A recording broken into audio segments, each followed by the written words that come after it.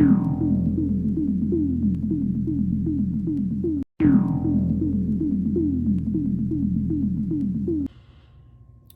it is a Bears victory Monday. It's a somber victory Monday for me as a Bears fan. Very somber. I am very alarmed. I'm pretty disturbed. I'm peeved about the play of our quarterback. And I laid out the ground rules of what I needed for this particular game for the Saints, if you've been following. This was a simple game for Caleb Williams. Very simple game. This was a bad football team. I seen it with my own eyes. This was a bad football team. And what Caleb Williams did, it looks like he gave them a little boost of confidence that they can actually win this game because of the play of our quarterback. If the Bears are going to go anywhere this year and beyond, the quarterback needs to be better. I needed 4 TD passes. I needed a quarterback rating of over 100. And I needed at least 300 yards passing from our number 1 overall pick. And I needed 40 points on the board. And I got 0 of anything. This was a game that the Bears needed to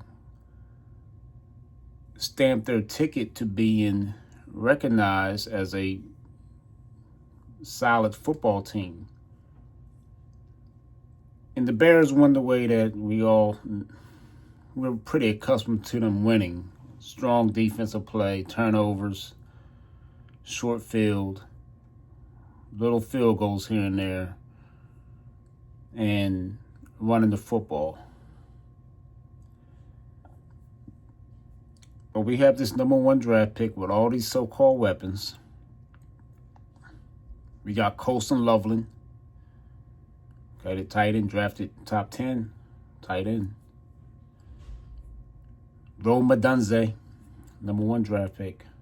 First round draft pick, excuse me. DJ Moore, another first round draft pick. Okay. Cole Kmet, okay, second round draft pick, if I'm not mistaken. Tight end.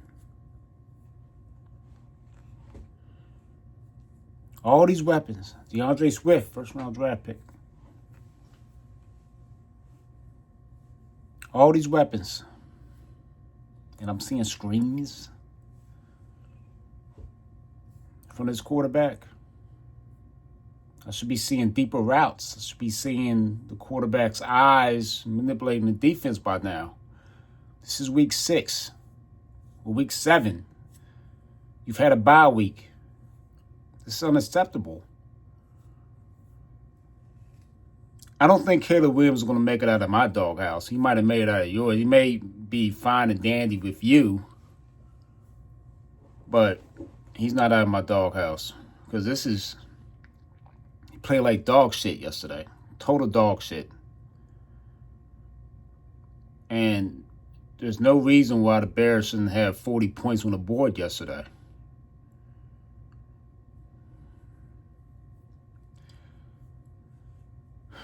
I don't know if the Bears will ever have a quarterback like Peyton Manning or Tom Brady. That's our dream, man. That's all we want to see. It's a strong quarterback play like that. I don't know if it's going to ever happen because there's something in the air with Chicago. There's something in the air when quarterbacks come to this freaking team, they just check out. Like they're not the same person, or they just. Jay Cutler, remember he had 4,500 yards with Denver that 1 year. He never sniffed 4,000 yards with the Bears. He just, literally became a different quarterback, throwing interceptions and being known for a turnover-prone quarterback. And now we got Caleb, a #1 draft pick overall from USC, has all these intangibles to be this great quarterback. And he appears to be a head case. He appears to be fighting something in his head, which is why he's so erratic. He's not putting the ball where it should be. He can't manipulate the defense with his eyes. The Bears are 4-2. I get it, but we were 4-2 last year before this thing imploded. They got a game coming up against Lamar Jackson next week. He's back. And I'm going to be honest, I am not excited. This could be a total disaster in Baltimore next week. I think the Bears are going to get their heads handed to them in Baltimore, to a 1-5 Baltimore Ravens team, because there's always that team every year in the NFL. They have this bad start, and then somehow they ring off 8 to 9 straight games and become a playoff threat.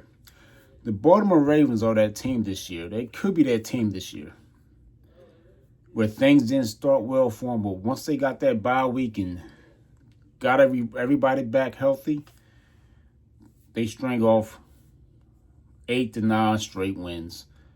I think the Ravens are going to be that team this year. Then there's always that team that starts off great and just falls apart. I'm not saying it's going to be the Bears, but every year in the NFL is always that one team that starts off great and then falls off. But getting back to Caleb Williams, Drake May has a similar situation. Drake May had a disaster head coach last year, Gerard Mayo, who lasted 1 year. And Drake May, who also beat Caleb last year. Let's not forget that. Drake May has been exceptional this year. He's been playing outstanding. And this is where Caleb Williams should be, under an offensive-minded head coach in Ben Johnson. I see the frustration on Ben Johnson's face. I see the frustration. He's pissed off. He's not going to tell it to the media that he's mad at Caleb Williams, but trust me, if you don't think Tyson Bagent is in the back of his mind right now, you know, I'm telling you, this could get really serious soon if Caleb doesn't start playing to what he's capable of playing. I'm tired, man. I mean, I get up to watch this team play, and the paper is saying we have all these great weapons. We have DeAndre Swift in the backfield. They call him Luther Burden, 2nd-round draft pick that Ryan Poles traded up to get. And, I mean, we haven't seen anything from the quarterback to get these guys the ball on a consistent basis. This is alarming. I am concerned as a Bears fan. It's a win, but it was a bad win. It was a somber win. I'm not a happy fan today. But Caleb needs to get his head out of his ass. The coach needs to do a better job with the pre-snap penalties. This is getting to a point where I'm about to lose my freaking mind on Sundays. But this has got to stop, man. You got to get this guy to play up to his capabilities. That's my 2 cents for today. I'm out.